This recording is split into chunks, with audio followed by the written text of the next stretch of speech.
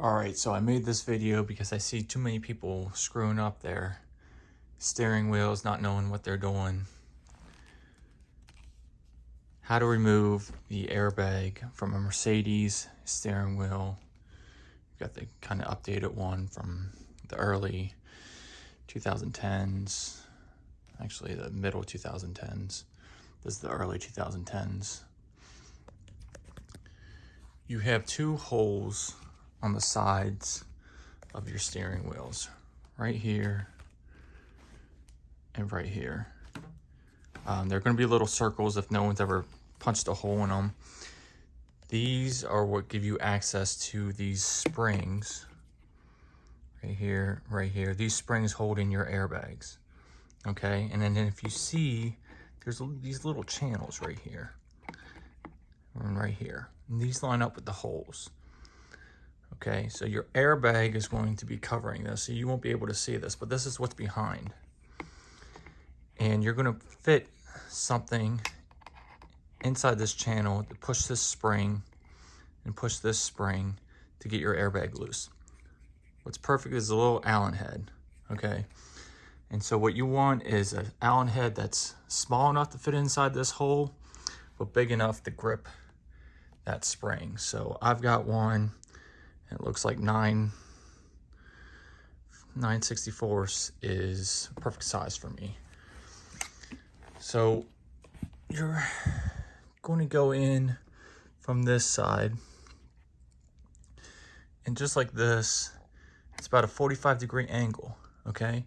And once you feel that spring, feel the spring a little bit, I'm going to push towards that channel.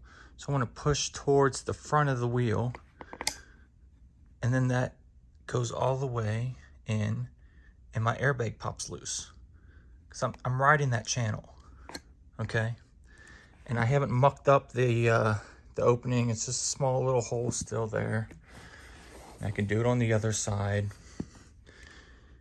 And I'm going to do 45-degree again. I can push all the way.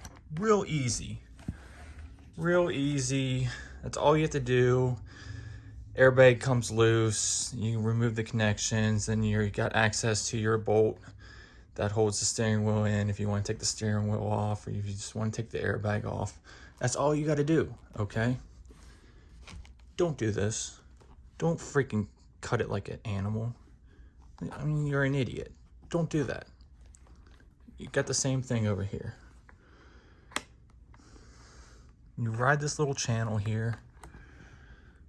It's hard. Here we go. And we're going to ride this channel.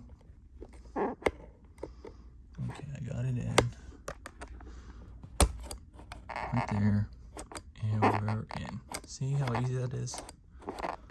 Push it all the way in and it comes loose. Don't freaking muck up. See, someone else did this. They use a hole that's too big. You're going to damage and get a big ass gaping hole. Other people cut this and you can't repair it. Use something that's small enough to fit inside, but big enough so it won't slip off. Because if you use one of these little things, use a little small Allen head, it'll probably slip off. I'll try to give a quick demonstration. I'm in, and then, yeah, see? It's not gripping because it's too small. But if I use something that's bigger, I'll switch back. And see how easy that is? So something that's small enough to fit inside the hole, not too big to enlarge it. It's real easy, guys. Okay. And you're about 45-degree.